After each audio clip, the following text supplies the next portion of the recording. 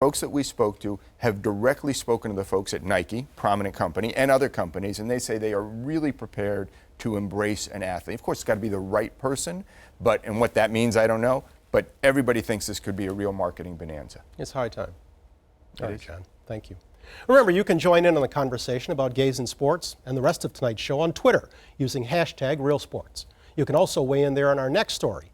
It's about a remarkable girls volleyball team in Iowa City, Iowa, that experienced 2 unexpected and difficult challenges last year, leaving the team and its community devastated as the season got underway. As our Frank DeFord reports, what followed was an inspiring and bittersweet year, with an ending the likes of which is generally reserved for fairy tales. If you think high school girls volleyball sounds like a nice little game, then you haven't been to Iowa City. Here, girls volleyball is serious business, with some of the best young players in the country going head-to-head. And everyone in town watching in packed gyms or, that's right, live on TV. The girls who've come through here have reached the heights. Big-time college scholarships with dreams of national titles and Olympic medals. This is a story about a girl who achieved none of those things, but might be the most celebrated one of them all. Hi, I'm Caroline Found. I'm a 5'8" setter. Until last year, Caroline Found played for Iowa City West High School. She was the team's setter. Number 9, Caroline Found. The quarterback, the one who ran all the plays. All state as a junior, Caroline helped lead her team to the 2010 state title. But more than that, she was the team's heart and soul. People were drawn to her. It was like a moth to a light. Which could sometimes drive her coach, Kathy Bresnahan, crazy. At times, she could be a coach's nightmare. Oh, yeah? Well, you never knew what she was going to do. You know, we'd be warming up for a match, and I couldn't find my setter, and she'd be off talking to the other teams. Away from the court, Caroline was the team's goofy ringleader. And while she loved being just one of the girls, her teammates say that she looked for ways to stand out, right down to her nickname. She hated being called Caroline. She'd always be like, call me Line, call me Liner. Never Carol. She went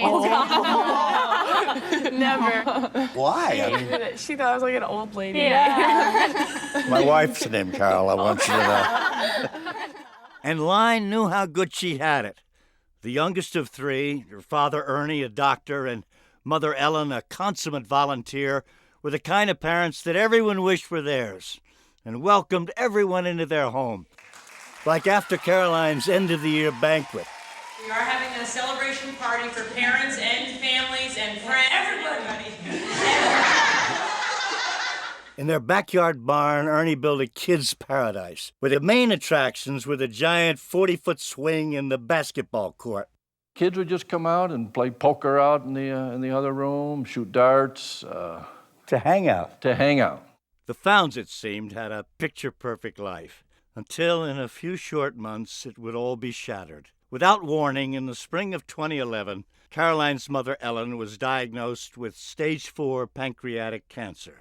A shock, I guess, would be an understatement. It all just kind of came out of the blue. And pancreatic cancer is pretty terminal. Pretty terminal, pretty bad.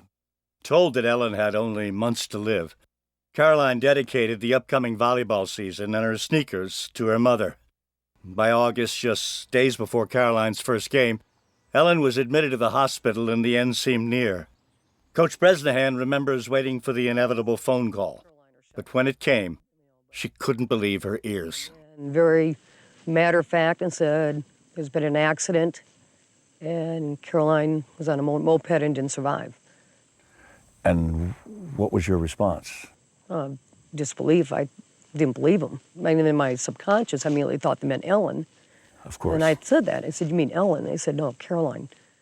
But then no one could believe the news. Caroline had been to a church youth group meeting till 9:30, planning to go home and then head here to the hospital where she would spend the night with her mother. Riding along on a moped that she'd borrowed from a friend, she came down a familiar road that she'd traveled on hundreds of times before. But somehow she lost control of the moped and struck a tree. Caroline died instantly. And the way I found out is when I pulled in the driveway, there was a sheriff's car there. And I knew what that means. I knew I had to go into the hospital and tell Ellen. Of course, medication was, she was on some medications and things to try to help with her discomfort. I'm not quite sure how well it sunk in right at first for her, but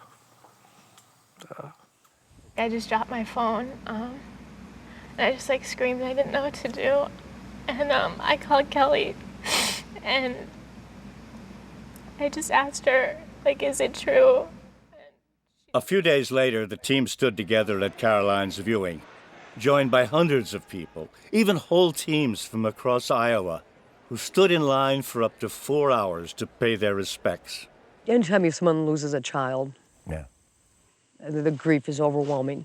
I would not belittle anybody else's loss by thinking ours was more important, but this was a kid that reached so many people. The funeral was held the next day. Ellen had to be transported by ambulance and wheeled into the church, there to sit by her husband before her daughter's casket. And when the service was over, Ernie prepared to help Ellen leave. son of a gun, I started to get the wheelchair ready, and she said, I'm going to walk out of here.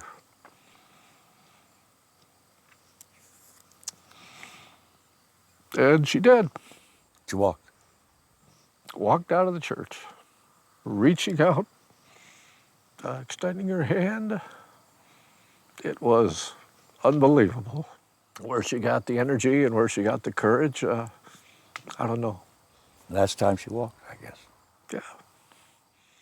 7 days later, Ellen Found passed away. In just 2 weeks' time, Ernie had lost both his wife and a daughter. And the team from Iowa City West faced a daunting season ahead. Not that it mattered. Yeah. Yeah. We were going to be horrible. Horrible. Yeah. So you lost your best athlete and your team leader, and there was no way we were going to have any success after that. The first question was how to replace the irreplaceable Caroline.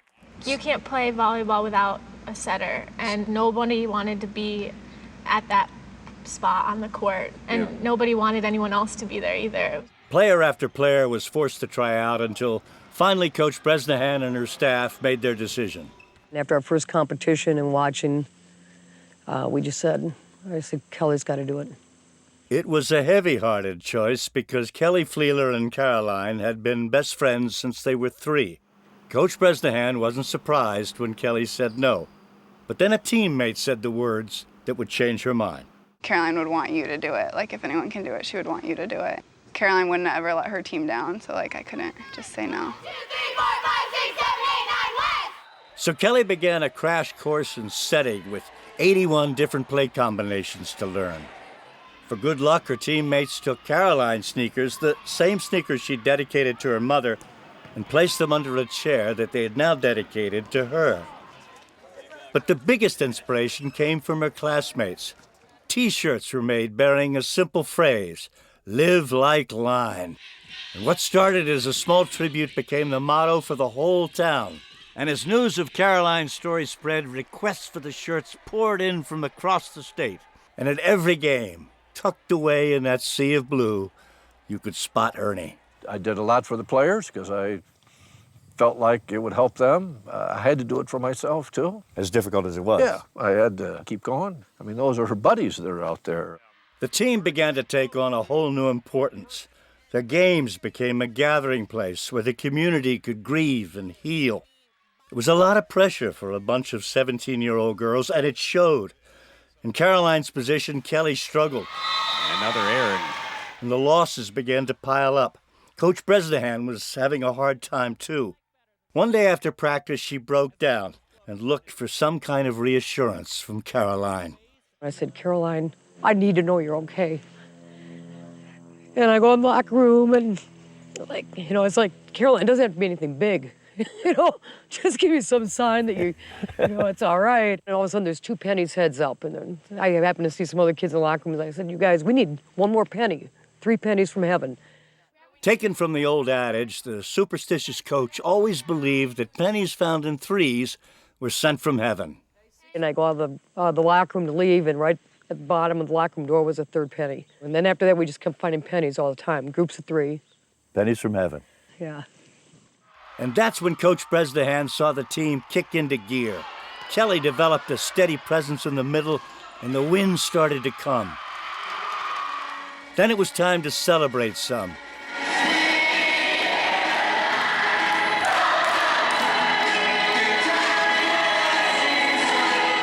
The old familiar song became a rallying cry that didn't stop with girls volleyball.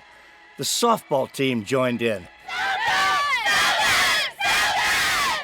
And then everyone together at homecoming.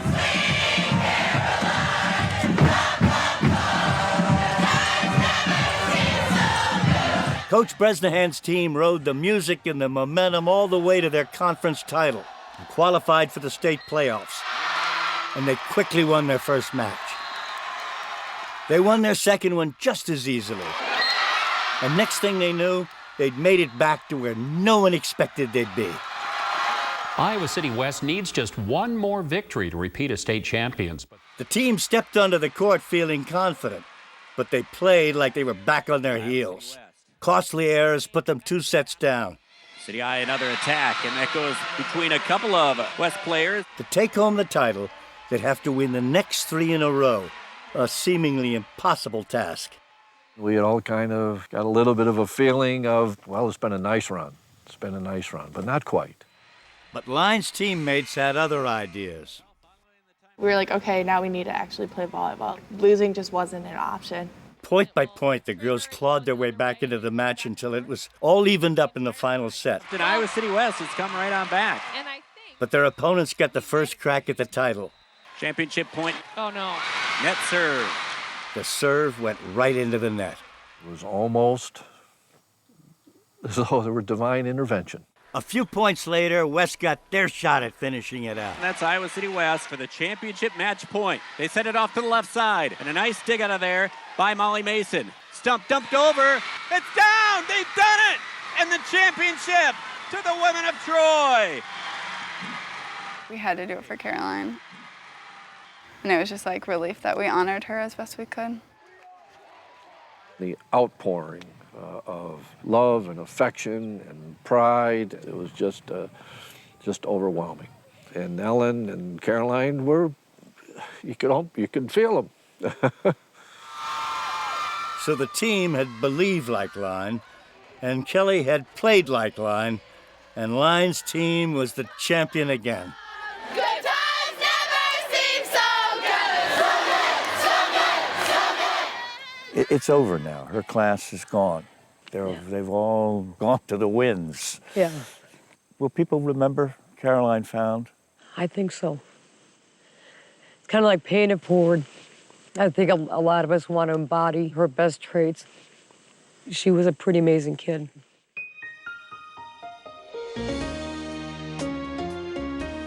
Frank, this is one of those stories that people always say to me, how do you find your stories? How do we come by this one? This was amazing. The coach, Coach Bresnahan, wrote me a letter. And it was an extraordinary letter. I mean, it was so well said, so well placed. I said, I have to do this story. I mean, it seems irrelevant now, but did the authorities ever determine how or why Caroline lost control of her scooter? No, she evidently, there was a friend in a car, distracted, just for that moment, hit the curb, whatever, and pitched forward. Yeah. And just the simplest thing of all. The guy real sad. The guy in the story who it's hard not to relate to was Dr. Ernie. He lost his wife and his daughter both in a span of a week. How's he doing? First of all, it's amazing that he's gotten this far, but he's a man of grace and power. I think he's going to go forward. I know he's going to go forward. He's going to make it. Let me tell you, we had a party in which he invited us and we're out there. He did magic tricks, and here's what he's working on. He's determined to memorize Casey at the Bat. And play the piano while he does it. And he's that kind of, and when he gets Casey at the Bat done, that'll be the next stage. It's a great story. All right, Frank, thanks. Frank also reported our last story this evening. It's a tribute to a remarkable man we lost just last month. Steve Sable was the president and co-founder of NFL Films, a company he started with his dad. Once characterized as the most effective propaganda organ in the history of corporate America, NFL Films, perhaps more than any other entity, shaped the popular image and public awareness of the NFL when it exploded in popularity in the 60s and 70s. And as Frank first reported in 2007, storytelling through the medium of film was a never-ending passion of Sable's right up to his death. The soaring footballs and the soaring soundtracks, the bone-breaking hits and the heartbreaking shots, sounds of tension Shut up, all of you. and the salve of humor. The ball in the hands of a pro quarterback is really something to see. After 50 years, there's not much mystery about what's made NFL Films one of the great success stories in American media. Except perhaps for this. Why do these films of yours keep on being popular? After all, there's only so many times you can see a spiral come in. What makes it work so long, Steve? It's like Greek mythology. How many times can you hear the story of Jason and the Golden Fleece or Hercules, his labors, and you can hear it again and again. And I think nothing lasts unless it can be expressed in terms of the human spirit. And I think in some way, with our music, our pictures, and our script, we are expressing that human spirit through the sport of football. When we met the late Steve Sable 5 years ago, he was the head of NFL Films. They were his stories, his myths, that had helped turn the National Football League into one of the biggest brands in the world.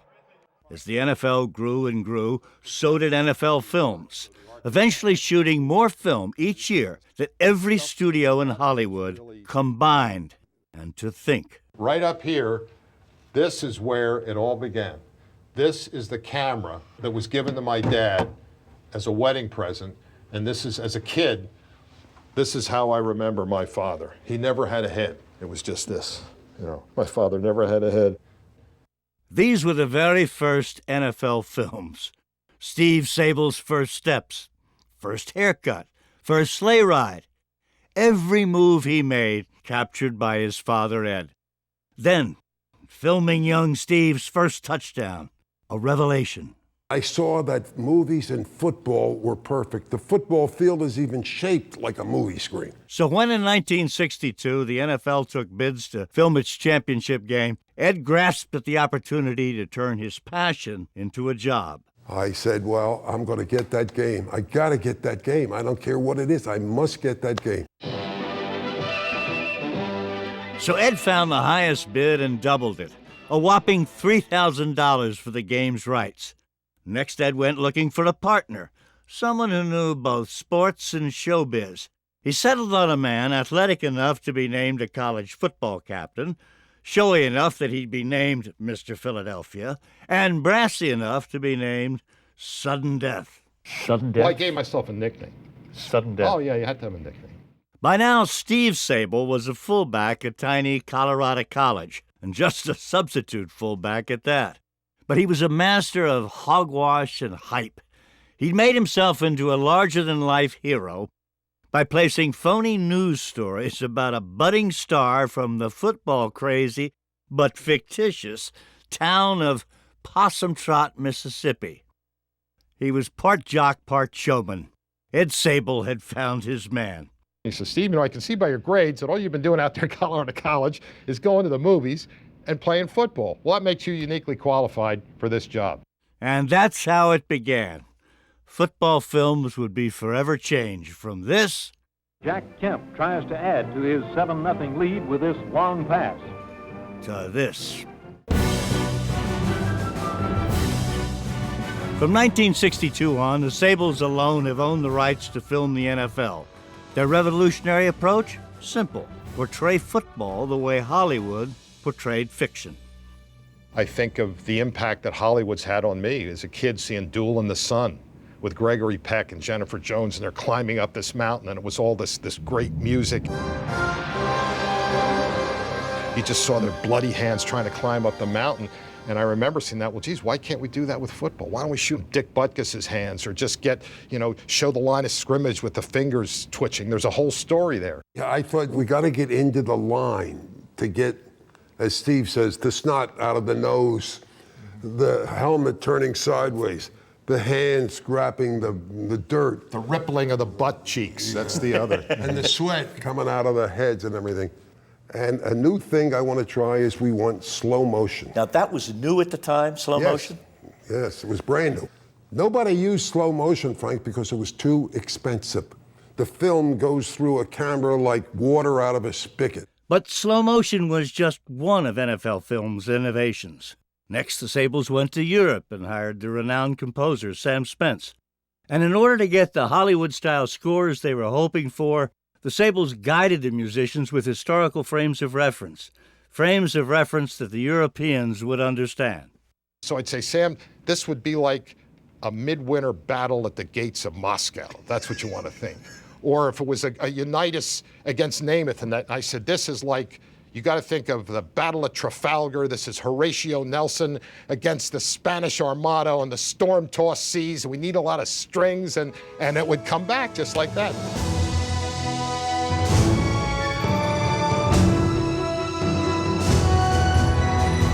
Why was the music so important to the finished product?